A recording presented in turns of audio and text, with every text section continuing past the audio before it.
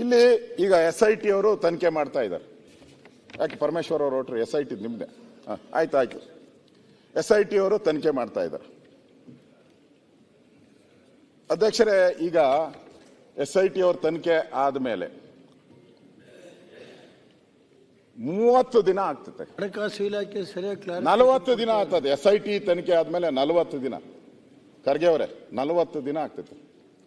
ಅವನ ಕಡೆ ತಿರುಗೂ ನೋಡಲ್ಲ. DK ಶಿವಕುಮಾರ್ ಯಾಕೆ ಕೈ ಹಿಂಗೆ ಇಟ್ಕೊಂಡ್ರು?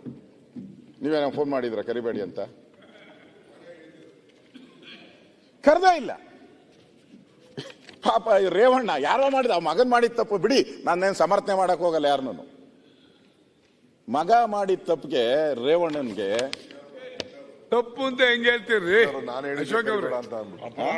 ಅಪರಾಧ ತಪ್ಪು ಸರಿ ನಾವು ಬಿಟ್ಬಿಡಿ. ಅಲ್ಲ, ನಾನು ಸಮರ್ಥನೆ ಮಾಡಕ್ ಹೋಗಲ್ಲ. ತಪ್ಪು ಸರಿ, ತನಿಖೆ ಎಲ್ಲ ಐತೆ. ದಯಮಾಡಿ ಇಲ್ಲ, ಆಯ್ತು. ತಪ್ಪು ಅಂತ ಹೇಳ್ಬಾರ್ದು. ಆಯ್ತು ಅಧ್ಯಕ್ಷರೇ, ನನ್ನ ರೈಸ್ ಮಾಡಿದ್ಮೇಲೆ ಇದು ಹೇಳ್ತೀನಿ, ನಿನ್ ಬಗ್ಗೆನೇ ಹೇಳ್ತಾ ಇದ್ದೀನಿ. ಮೇಲೆ ಮಾತಾಡ್ಬಿಡೋಣ. ಹೆಸರು ಹಿಡಿದು ಹೇಳಿದ್ಮೇಲೆ ನಾನು ಹೇಳ್ತೀನಿ, ಆಮೇಲೆ ನೀವು ಆಯ್ತು. ನಿನ್ ಬಗ್ಗೆ ದಯಮಾಡಿ 2 ನಿಮಿಷ ಅವಕಾಶ. 2 ನಿಮಿಷ 5 ನಿಮಿಷ ಕೊಡ್ತೀನಿ. ಈಗ ಮಾನ್ಯ ಮಾತಾಡ್ಬಿಡ್ತೀನಿ ನಿಮ್ ಬಗ್ಗೆ. 2 ನಿಮಿಷ ಅಣ್ಣ. ಅಲ್ಲ, ಇಂಟರ್ಫಿಯರೆನ್ಸ್ ಆಗ್ತೀನಿ ಮಧ್ಯ, ಆಮೇಲೆ ಇದಾಗುತ್ತೆ. ನಾನು ಹೇಳಿದ್ಮೇಲೆ 2 ನಿಮಿಷ ಅಣ್ಣ. ಅಲ್ಲ, ನಾನು ಹೇಳ್ತಾತೀನಪ್ಪ.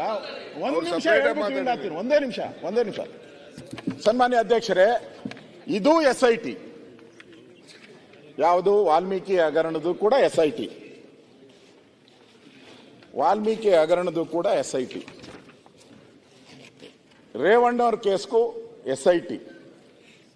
ಆಮೇಲೆ ಭವಾನಿ ರೇವಣ್ಣ ಅವ್ರಿಗೂ SIT.